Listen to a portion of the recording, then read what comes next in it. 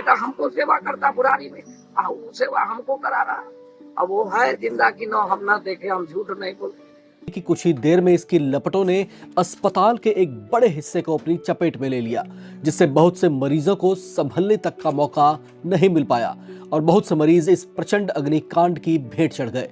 इस घटना को लेकर अस्पताल प्रशासन और पुलिस की ओर से जारी बयानों के मुताबिक ओडिशा के कटक स्थित SCB medical college and hospital trauma care विभाग में ये आग तड़के सुबह लगी थी। इस आग में कम से कम 10 लोगों के मारे जाने की खबर है।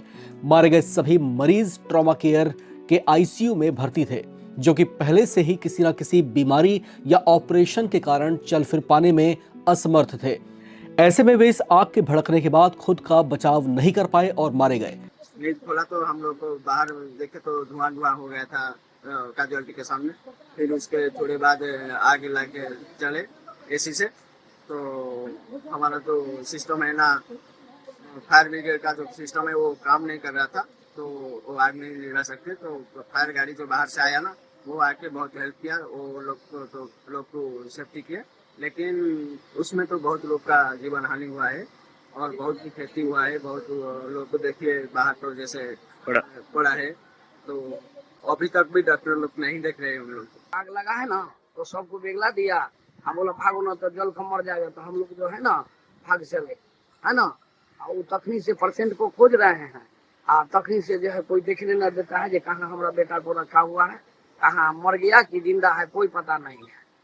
अब हम कहाँ खोजेंगे, हम नया आदमी है, यहाँ हमको कोई है नहीं, यही दामाद है और भतीजा है, यही सब बुलाया था। 20 दिन से यहाँ पड़ा हुआ है। हम जब आए हैं तो हमको उठा के टिप लिया, तो अब जो है भीतर जाने दिए। साफ सुथरा सुबह और शाम करवाता है, तखन ये देखने देता है, बादे माँ की नहीं देखने देता है। बोलता है भागो भागो, न खाने का यहाँ ठीक है, भतीजा और खिलाता है, दामाद और खाना दे देता है। रात दिन यहाँ पर सेवा करते थे। बेटा हमको सेवा करता बुढ़ारी में, वो सेवा हमको करा रहा। अब वो है जिंदा की नो हम ना देखे, हम झूठ नहीं बोले। इस बड़ी घटना के बाद पुलिस और प्रशासनिक अधिकारी मौके पर पहुंचे हुए हैं।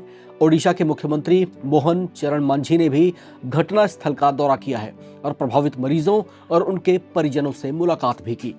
मुख्यमंत्री ने बताया कि trauma care intensive care unit में शॉर्ट सर्किट की वजह से आग लगी थी।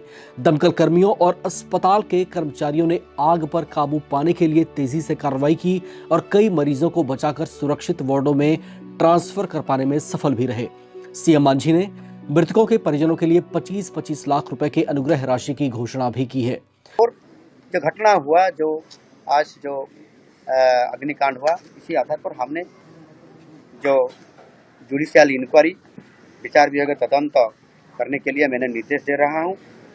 और जो इंसिडेंट हुआ, अग्निकांड इंसिडेंट हुआ, इसके लिए भी कोई आदमी के तरफ से या किसी तरफ से कैसे हुआ, अगर रिपोर्ट आने के बाद पता चलेगा तो निश्चित रूप से उनके ऊपर भी दृढ़ कार्यानुष्ठान लिया जाएगा। इसी आधार पर मेरा एक ही कहना है कि जो